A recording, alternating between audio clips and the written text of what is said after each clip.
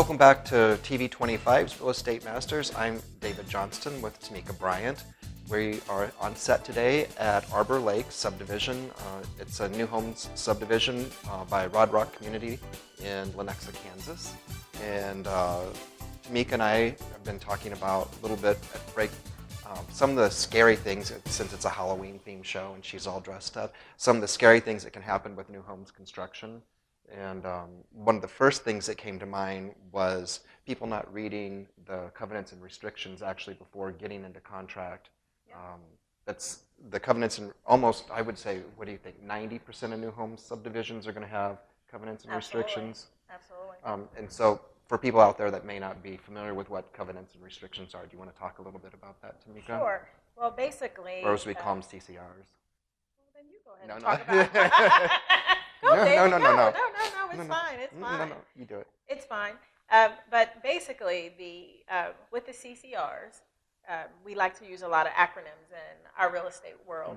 But you can find those on any subdivision beforehand. And so what those are pretty much telling anyone who's interested in the property is, here are the things you can do, what you can't do. And it can be anything to even down to the size of your home. So it's there to protect the community. And so sometimes people look at it as a bad thing, and it doesn't always have to be a bad thing. It's that it's there to protect property values. Yeah, so if I'm going to build a house next to yours, you might not want me to have, a small house that has the front that I can do anything to and paint it any other color. And your lot, you are going to put $1 million house on. You want to protect the, pretty much the continuity and the values of a particular property as well. Yeah. So a lot of times people overlook those, and they're in clear view of what is to be built there, the style, the type, the size, the color, the finishes, how much everything. Stone is used on front. Everything is in there. But I think in our rush and our haste to kind of hurry up, I found my dream home, we don't actually ask for, can I see what those covenants are and what those restrictions are. So here's a small one that is the reason I didn't buy in a subdivision. It said we could not put an outside building on our lot. So we would not have a place to store our lawnmower. Yep. So I'm going, well, where am I supposed to store my lawnmower? They said, oh, you have to do it in the extended garage. No.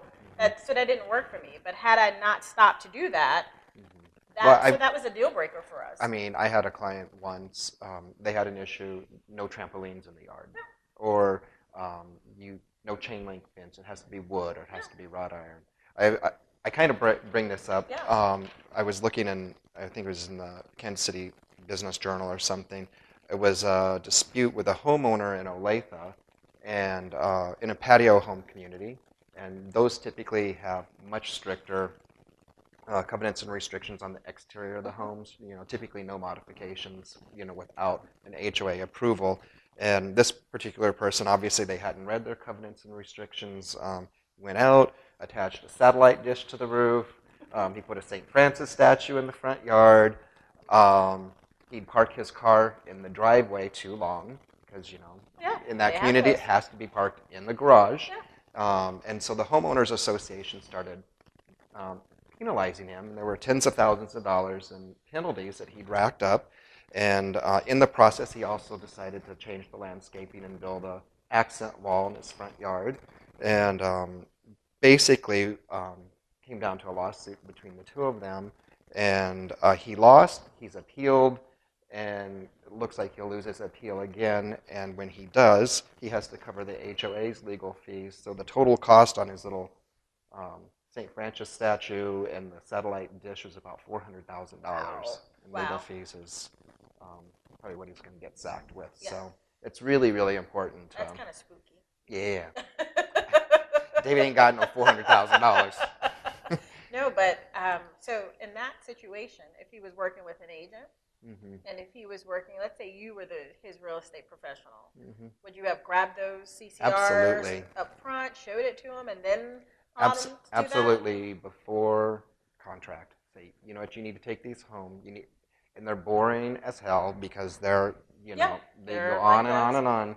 But it's imperative that they read through and understand exactly what they're buying into. Right. It also goes into, for instance, the covenants and restrictions. I live in a condominium, so mine is literally like a manual. Right. And we had an issue where we had to replace our balconies.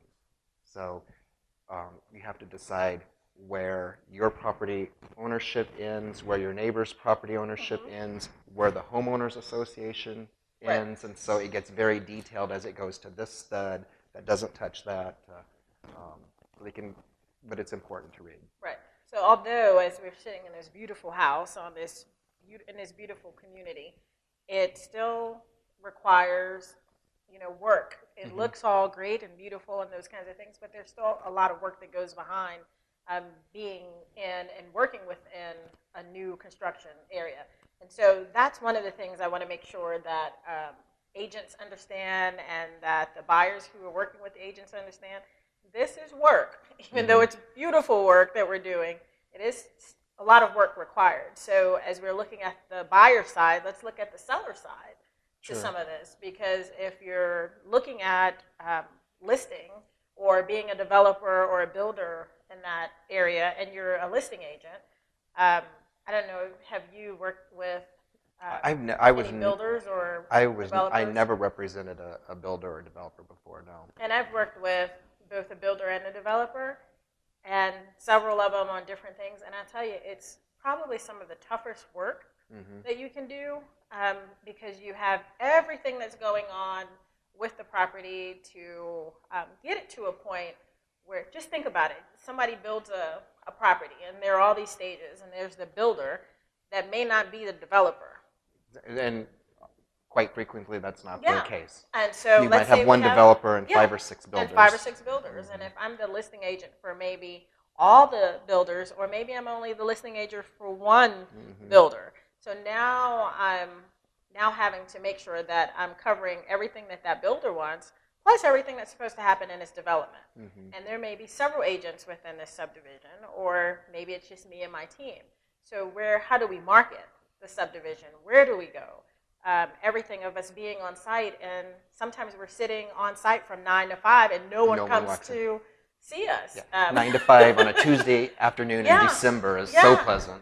That's a part of the contract. That's a part of the work. You have to be there. So what do you do in that time? We're peeing in the porta potty. That's right. Or we only have porta potties. Or we're the first ones on site and there was a huge snowstorm or rain or whatever it is and nobody's coming. And tramping through the mud. Yeah. Anyway, we're going to talk some more about that in a few minutes. We'll be right back. You're watching TV 25's Real Estate Masters with Tamika Bryant and myself, David Johnston.